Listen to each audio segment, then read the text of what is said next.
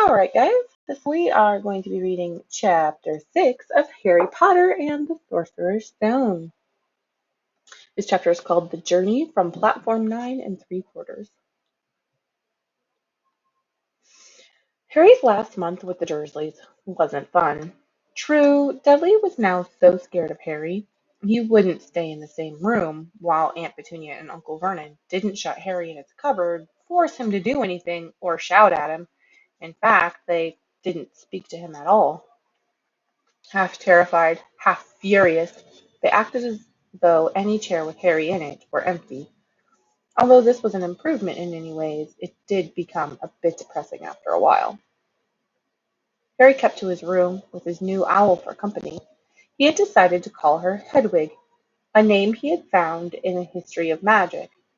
His school books were very interesting. He lay on his bed reading late into the night, Hedwig swooping in and out of the open window as she pleased. It was lucky that Aunt Petunia didn't come in to vacuum anymore, because Hedwig kept bringing back dead mice. Every night before he went to sleep, Harry ticked off another day on the piece of paper he had pinned to the wall, counting down to September the 1st. On the last day of August, he thought he'd better speak to his aunt and uncle about getting to King's Cross Station the next day, so he went down to the living room, where they were watching a quiz show on television. He cleared his throat to let them know he was there, and Dudley screamed and ran from the room. Um, Uncle Vernon. Uncle Vernon grunted to show he was listening. "Hmm?" I need to be at King's Cross tomorrow to go to Hogwarts. Uncle Vernon grunted again. Would it be all right if you gave me a lift? Grunt. Harry supposed that meant yes. Thank you. He was about to go back upstairs when Uncle Vernon actually spoke. Funny way to go to a wizard's school. The train. Magic carpets all got punctures, have they? Harry didn't say anything. Where is the school, anyway? I don't know, said Harry, realizing this for the first time. He pulled the ticket Hagrid had given him out of his pocket. I just take the train from platform 9 3/4 at 11 o'clock, he read. His aunt and uncle stared. Platform what? 9 3/4. Don't talk rubbish, said Uncle Vernon. There is no platform 9 3/4. It's on my ticket. Barking, said Uncle Vernon. Howling mad. The lot of them. You'll see. You just wait. All right, we'll take you to King's Cross. We're going up to London tomorrow anyway, or I wouldn't even bother. Why are you going to London? Harry asked, trying to keep things friendly. Taking Dudley to the hospital, growled Uncle Vernon. Got to have that ruddy tail removed before he goes to Smeltings.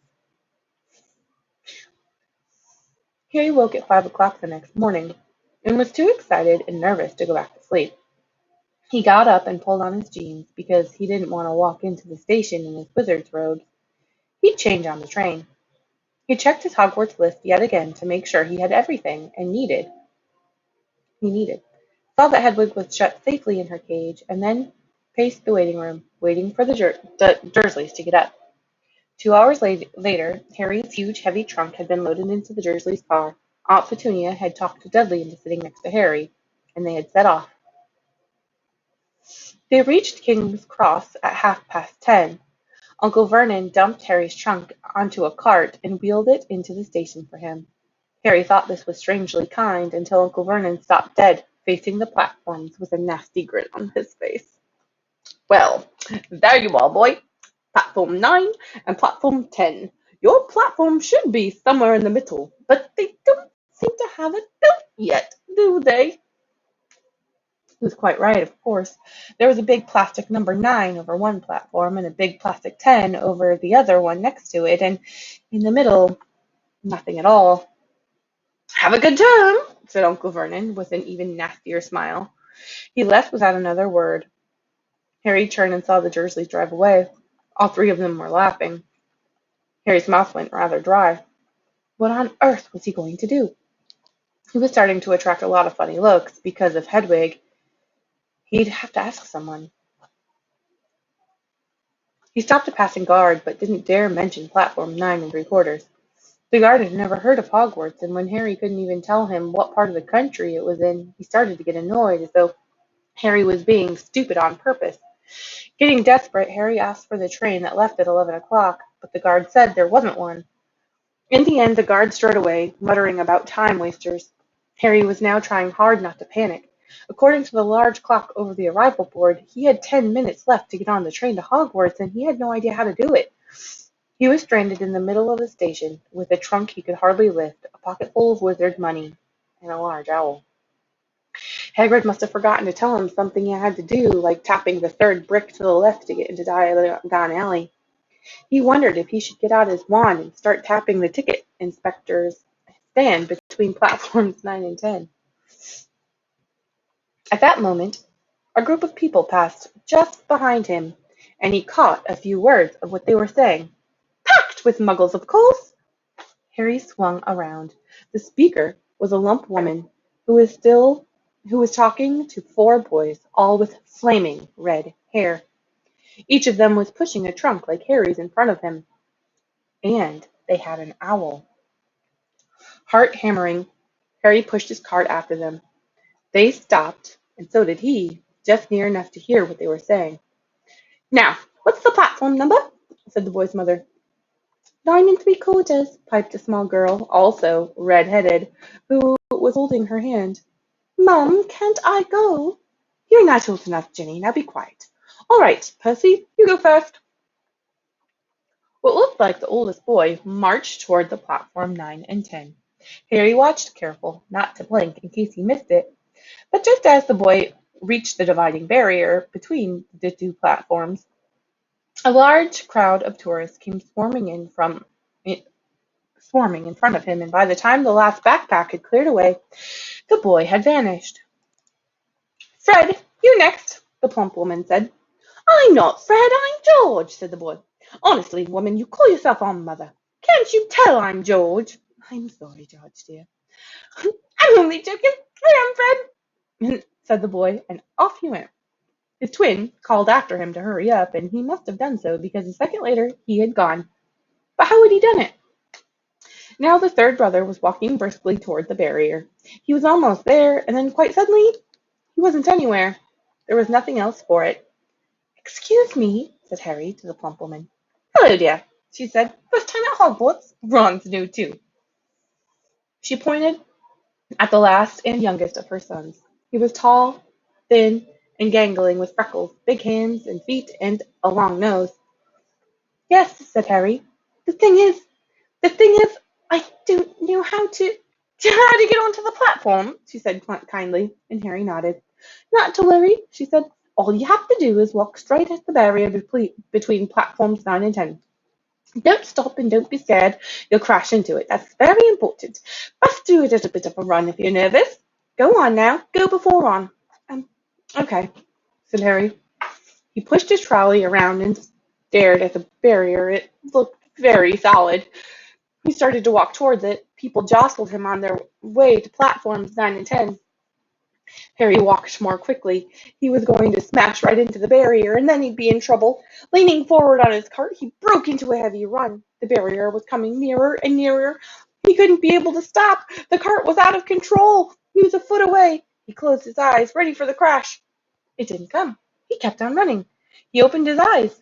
A scarlet steam engine was waiting next to the platform, packed with people.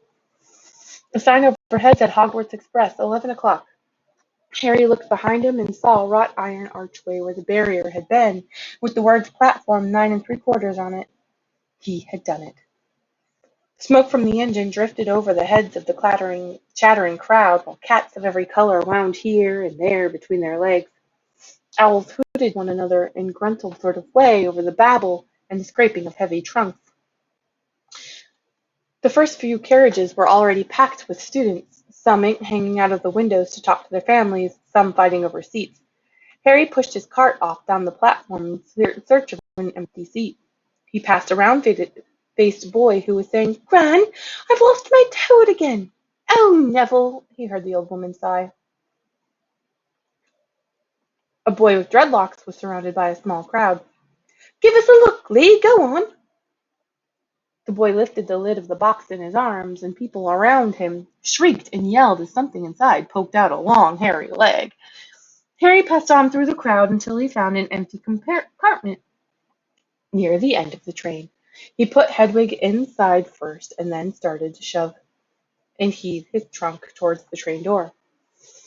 He tried to lift it up the steps but could hardly raise one end, and twice he dropped it painfully on his foot. Want a hand? It was one of the red-haired twins he'd followed through the barrier. Yes, please, Harry panted. Oi, Fred, come here and help. With the twins' help, Harry's trunk was at last tucked away in a corner of the compartment. Thanks, said Harry, pushing the sweaty hair out of his eyes. What's that? Said one of the twins, suddenly pointing at Harry's lightning scar. Blimey, said the other twin. Are you? He is, said the first twin. Aren't you? He added to Harry. What? Said Harry. Harry Potter, chorused the twins. Oh, him, said Harry. I mean, yes, I am. The two boys gawked at him, and Harry felt himself turning red. Then, to his relief, a voice came floating through the train's open door. Fred, George, are you there? Coming, Mum. With a last look at Harry, the twins hopped off the train. Harry sat down next to the window where, half hidden, he could watch the red-haired family on the platform and hear what they were saying. Their mother had just taken out her handkerchief. Ron, you've got something on your nose. The youngest boy tried to jerk out of the way, but she grabbed him and began rubbing the end of his nose. Mum, get off! He wiggled free. Oh, has Ickle Ronnie got something on his nose? Said one of the twins. Shut up, said Ron. Where's Percy? Said their mother. He's coming now. The oldest boy came striding into sight. He had already changed into his billowing black Hogwarts robes, and Harry noticed a shiny red ink gold badge on his chest with the letter P on it. Can't stay long, Mother, he said. I'm up front. The prefects have got 2 compartments to themselves. Oh, are you prefect, Percy? Said one of the twins with an air of great surprise. You should have said something. We had no idea. Hang on. I think I remember him saying something about it, said the other twin. Once or twice. A minute. All summer. Oh, shut up, said Percy the prefect. How come Percy gets new robes anyway? Said one of the twins. Because he's a prefect, said their mother fondly. All right, dear. Well, have a good term. Send me an owl when you get there. She kissed Percy on the cheek and he left. Then she turned to the twins. Now you two, this year you behave yourselves. If I get one more owl telling me you've blown up a toilet or something. Blown up a toilet? We've never blown up a toilet. Great idea, though. Thanks, Mum. It's not funny, and look after Ron. Don't worry, Icklebonny can be safe with us. Shut up, said Ron again. He was almost as tall as the twins already, and his nose was still pink where his mother had rubbed it. Hey, Mum, guess what? Guess who we just met on the train? Harry leaned back quickly so that they couldn't see him looking. You know that black-haired boy who was near us on the station? Know who he is? Who? Harry Potter! Harry heard the little girl's voice. Oh, Mum, can I get on the train and see him, Mum? Oh, please. You've already seen him, Ginny, and the poor boy isn't something you Google at a zoo. Is he really, Fred? How do you know? Asked him. Saw a scar. It's really there, like lightning. Poor dear. No wonder he was all alone. I wondered. He was ever so polite when he asked how to get onto the platform. Never mind that. Do you think he remembers what you know who looks like? Their mother suddenly became very stern. I forbid you to ask him, Fred. No, don't you dare. As though he needs reminding of that on his first day at school. All right, keep your hair on. A whistle sounded. Hurry up, their mother said as the 3 boys clambered onto the train. They leaned out of the window for her to kiss them goodbye, and their young sister began to cry. Don't, Ginny. We'll send you lots of owls. We'll send you a Hogwarts toilet seat. George, only joking, Mum. The train began to move. Harry saw the boy's mother waving, and their sister, half laughing, half crying, running to keep up with the train until it gathered too much speed, and then she fell backwards and waved. Harry watched the girl and her mother disappear as the train rounded the corner. Houses flashed past the window. Harry felt a great leap of excitement. He didn't know what he was going to do. But it had to be better than what he was leaving behind. The door of the compartment slid open, and the youngest red-headed boy came in. Anyone sitting there? He said, pointing at the seat opposite Harry. Everywhere else is full. Harry shook his head and the boy sat down. He glanced at Harry and then looked quickly out the window, pretending he hadn't looked. Harry saw he still had a black mark on his nose. Hey, Ron! The twins were back. Listen, we're going down the middle of the train. Lee Jordan's got a giant tarantula down there. Right, mumbled Ron. Harry, said the one twin, did we introduce ourselves? Fred and George Weasley, and this is Ron, our brother. See you later, then. Bye, said Harry and Ron. The twins slid the compartment door behind them. Are you really Harry Potter? Ron blurted out. Harry nodded. Oh, well, I thought it might be one of Fred and George's jokes, said Ron. And have you really got, he pointed at Harry's forehead. Harry pulled back his bangs to show him the lightning scar. Ron stared. So that's where you know who? Yes, said Harry, but I can't remember it. Nothing? Said Ron eagerly. Well, I remember a lot of green light, but nothing else. Wow, said Ron. He sat and stared at Harry for a few moments. Then, as though he had suddenly realized what he was doing, he looked quickly out the window again. Are all your family wizards? Asked Harry, who found Ron just as interesting as Ron had found him. Yeah, I think so, said Ron. I think Mom's got a second cousin who's an accountant, but we never talk about him. So you must know loads of magic already. The Weasleys were clearly one of those old wizarding families the Pale Boy in Diagon Alley had talked about. I heard you went to live with Muggles, said Ron. What are they like? Horrible. Well, not all of them. My aunt and uncle and cousin are, though. Wish I'd had 3 wizard brothers. 5, said Ron. For some reason he was looking gloomy. I'm the 6th in our family to go to Hogwarts, and you could say I've got a lot to live up to. Bill and Charlie have left already. Bill was head boy and Charlie was captain of Quidditch. Now Percy's a prefect. Fred and George mess around a lot, but they still get really good marks, and everyone thinks they're really funny. Everyone expects me to do as well as the others, but if I do, it's no big deal because they did it first. You never get anything new, either, with 5 brothers. I've got Bill's old robes, Charlie's old wand, and Percy's old rat. Ron reached inside his jacket and pulled out a fat, gray rat, which was asleep. His name's Scabbers, and he's useless. He hardly ever wakes up. Percy got an owl from my dad for being made prefect, but they couldn't. I got Scabbers instead. Ron's ears went pink. He seemed to think he'd said too much because he went back to staring out the window. Harry didn't think there was anything wrong with not being able to afford an owl. After all, he'd never had any money in his life until a month ago, and he told Ron so, all about having to wear Dudley's old clothes and never getting proper birthday presents. This seemed to cheer Ron up. And until Hagrid told me, I didn't know anything about being a wizard or about my parents or Voldemort. Ron gasped. What? Said Harry. You said you know whose name, said Ron, sounding both shocked and impressed. I'd have thought you, of all people. I'm not trying to be brave or anything, saying the name, said Harry. I just never knew you shouldn't. See what I mean? I've got loads to learn. I bet, he added, voicing for the first time something that had been worrying him a lot lately. I bet I'm the worst in the class. You won't be. There's loads of people who come from Muggle families, and they learn quick enough.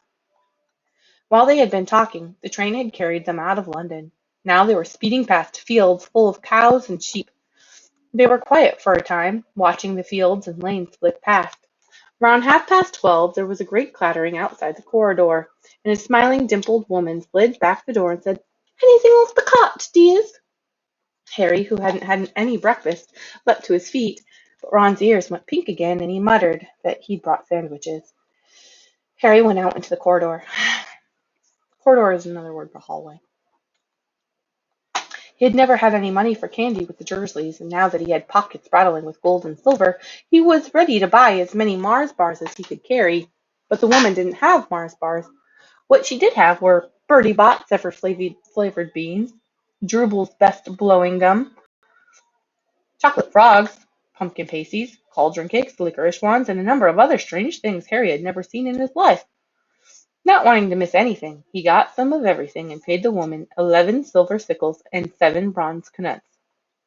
Ron stared as Harry brought it all back to the compartment and tipped it into an empty seat. Hungry, are you? Starving, said Harry, taking a large bite out of a pumpkin pasty. Ron had taken out a lumpy package and unwrapped it. There were 4 sandwiches inside. He pulled one of them apart and said, "She always forgets I don't like corned beef." "Swap your fun on one of these," said Harry, holding up the pasty. "Go on." "You don't want this, it's all dry," said Ron. "She hasn't got much time," he added, with 5 of us. "Go on, have a pasty," said Harry, who had never had anything to share before, indeed, any one to share it with. It was a nice feeling sitting there with Ron, eating their way through all Harry's pasties, cakes, and candies. The sandwiches lie forgotten. "What are these?" Harry asked Ron, holding up a pack of chocolate frogs. "They're not really frogs, are they?" He was starting to feel that nothing would surprise him. "No," said Ron. "But see what the card is. I'm missing Agrippa." "What? Oh, of course you wouldn't know. Chocolate frogs have cards inside them, to collect. Famous witches and wizards. I've got about 500, and I haven't got Agrippa or Ptolemy." Harry unwrapped his frog card and picked up the card. Wow. It showed a man's face. He wore half-moon glasses and a long, crooked nose and flowing silver hair, beard, and mustache. Under the picture was the name Albus Dumbledore.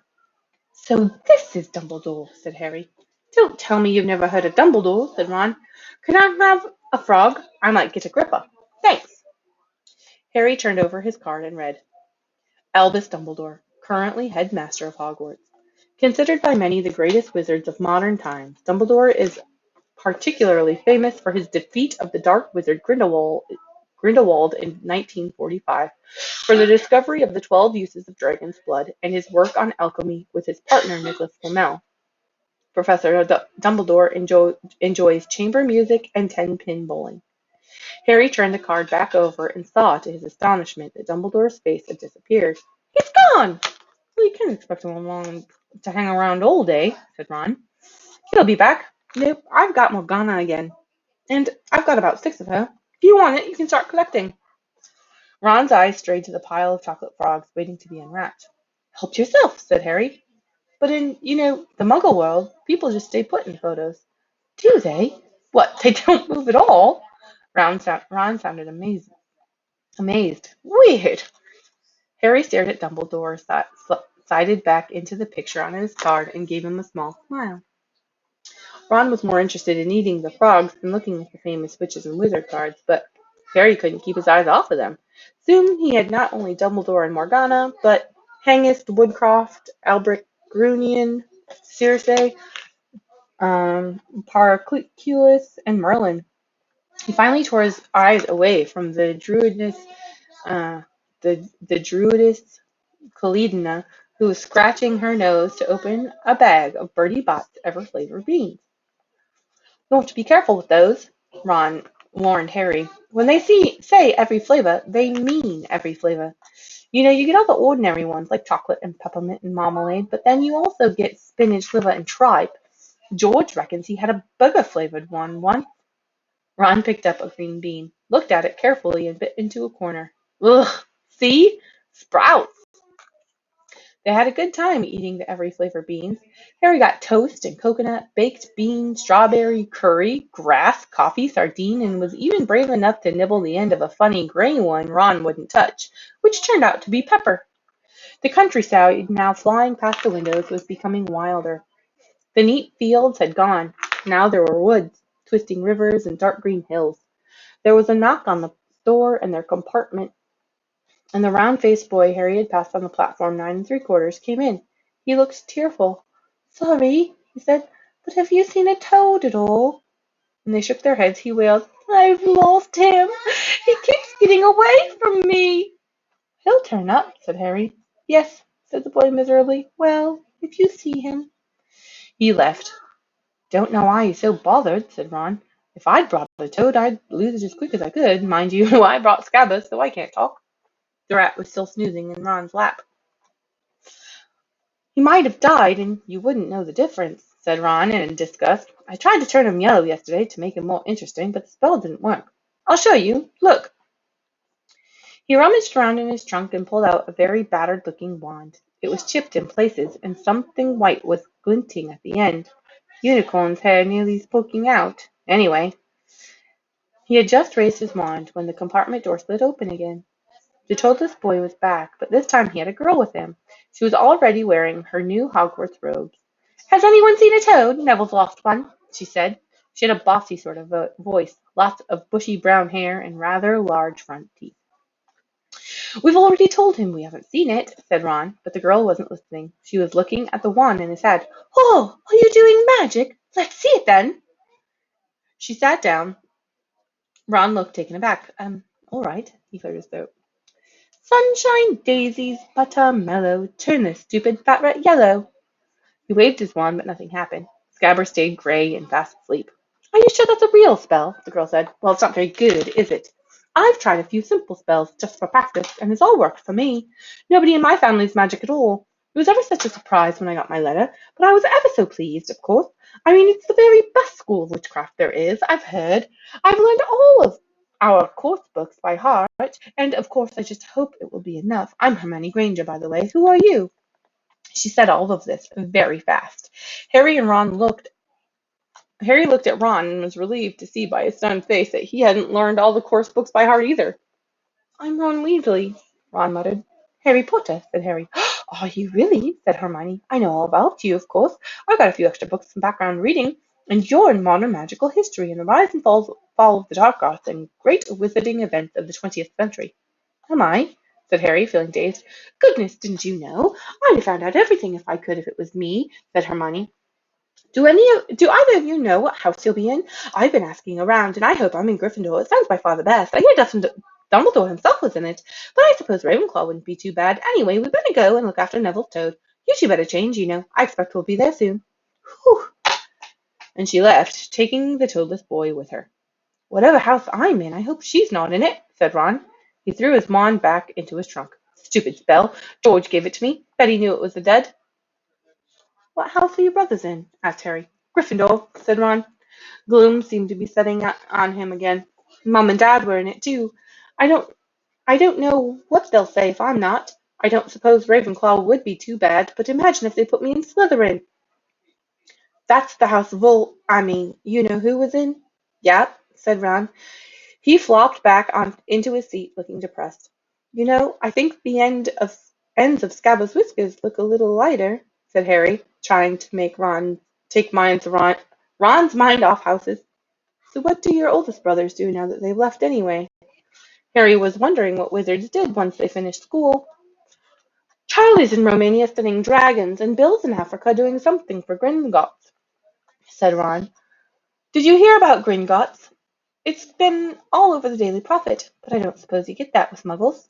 Someone tried to rob a high-security vault." Harry stared. "Really? What happened to them?" "Nothing. That's why it's such big news. They haven't been caught.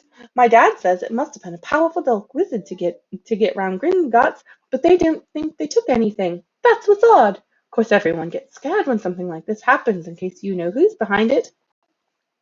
Harry turned this news over in his mind. He was starting to get a prickle of fear every time you know who was mentioned.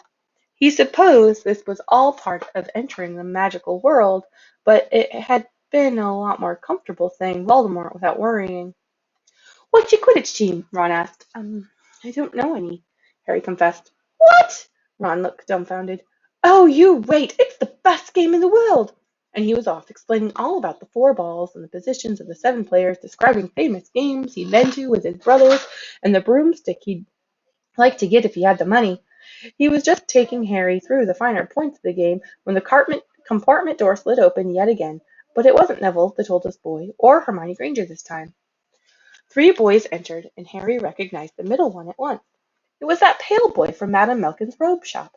He was looking at Harry with a lot more interest than he'd shown back in Diagon Alley. "Is it true?" he said. "They're all saying down the train that Harry Potter's in this compartment.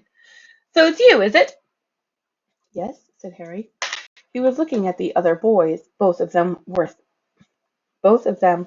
thick-set and looked extremely mean. Standing on either side of the pale boy, they looked like his bodyguards.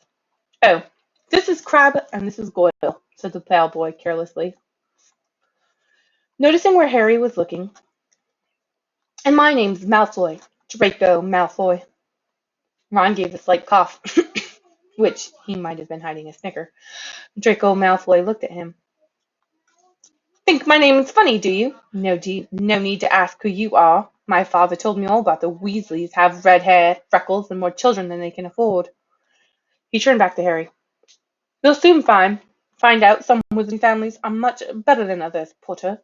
You don't want to go making friends with the wrong sort. I can help you there." He held out his hand to shake Harry's, but Harry didn't take it. "I think I can tell who the wrong sort are for myself, thanks," he said coolly. Draco Malfoy didn't go red, but a pink tinge appeared in his pale cheeks. "I'd be careful if I were you, Potter," he said slowly. "Unless you're a bit politer, you'll go the same way as your parents. They didn't know what was good for them either. You hang around with riffraff like the Weasleys and that Hagrid, and it'll rub off on you." Both Harry and Ron stood up. "Say that again," Ron said, his face as red as his hair. "Oh, you're going to fight us, are you?" Malfoy sneered. "Unless you get out now," said Harry, more bravely than he felt, because Crabbe and Goyle were a lot bigger than him or Ron. "But we don't feel like leaving, do we, boys? We've eaten all our food, and you still seem to have some." Goyle reached towards the chocolate frogs next to Ron. Ron leapt forward, but before he did so much as touched Goyle, Goyle let out a horrible yell. Scabbers, the rat, was hanging off his finger, sharp little teeth sunk deep into Goyle's knuckle. Crabbe and Malfoy backed away as Goyle swung Scabbers around and around, howling when Scabbers finally flew off and hit the window.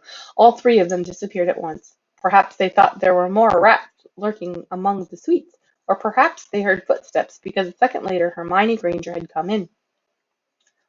"What has been going on?" she said, looking at all the sweets all over the floor and Ron picking up Scabbers by his tail. "I think he's been knocked out," Ron said to Harry. He looked closer at Scabbers. "Nope, I don't believe it. He's gone back to sleep." And so he had. "You've met Malfoy before?" Harry explained about their meeting in Diagon Alley.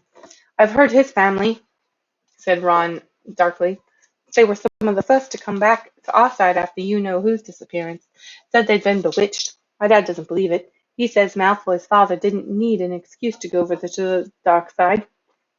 He turned to Hermione. "Can we help you with something?" "You'd better hurry up and get your robes on. I've just been up to the front to ask the conductor, and he says we're nearly there. You haven't been fighting, have you? You'll be in trouble before we even get there." "Scabbers has been fighting, not us," said Ron, scowling at her. "Would you mind leaving while we change?" "All right. I only came in here because people outside were behaving very childishly, racing up and down the corridors," said Hermione in a sniffy voice. "And you've got dirt on your nose, by the way. Did you know?" Ron glared at her as she left. Harry peered out of the window. It was getting dark. You could see mountains and forests under a deep purple sky. The train did seem to be slowing down. He and Ron took off their jackets and pulled on their long black robes. Ron's were a bit short for him. You could see his sneakers underneath them. A voice echoed through the train. "We will be reaching Hogwarts in 5 minutes' time. Please leave your luggage on the train. It will be taken to the school separately." Harry's stomach lurched with nerves, and Ron, he saw, looked pale under his freckles. They crammed their pockets with the last of the sweets and joined the crowd thronging the corridor. The train slowed down and finally stopped. People pushed their way towards the door and out onto a tiny, dark platform. Harry shivered in the cold night air. Then a lamp came bobbing over the heads of the students, and Harry heard a familiar voice. "First years! First years, over here! All right there, Harry!" Hagrid's big, hairy face beamed over the sea of heads. "Come on, follow me. Any more first years? Mind your step now. First years, follow me." Slipping and stumbling, they followed Hagrid down what seemed to be a steep, narrow path. It was so dark on either side of them that Harry thought there must be thick trees there. Nobody spoke much. Neville, the boy who kept losing his toad, sniffed once or twice. "You'll get to your first sight of Hogwarts in a sec," Hagrid called over his shoulder. "Just round this bend here." There was a loud "oh." The narrow path had opened suddenly onto the edge of a great black lake. Perched atop a high mountain on the other side, its windows sparkling in the starry sky, was a vast castle with many turrets and towers. "No more and forward to a boat," Hagrid called, pointing to a fleet of little boats sitting in the water by the shore. Harry and Ron were followed into their boat by Neville and Hermione. "Everyone in?" shouted Hagrid, who had a boat to himself. "Right then, forward!" And the fleet of little boats moved off, all at once, gliding across the lake, which was as smooth as glass. Everyone was silent, staring up at the great castle overhead. It towered over them as it sailed nearer and nearer to the cliff on which it stood. "Heads down!" yelled Hagrid. As the first boats reached the cliff, they all bent their heads, and the little boats carried them through a curtain of ivy that had a wide opening on the cliff face. They were carried along a dark tunnel which seemed to be taking them right underneath the castle, until they reached a kind of underground harbour, where they clambered out onto the rocks and pebbles. "Oi, you there! Is that your Toad?" said Hagrid, who was checking the boats as people climbed out of them. "Trevor!" cried Neville blissfully, holding out his hands. Then they clambered up a passageway in the rock after Hagrid's lamp, coming out at last onto smooth, damp grass right into the shadow of the castle. They walked up a flight of stone steps and crowded around the huge oak front door. "Everyone here? You there, still got your Toad?" Hagrid raised a gigantic fist and knocked 3 times on the castle door. And that's the end of chapter 6.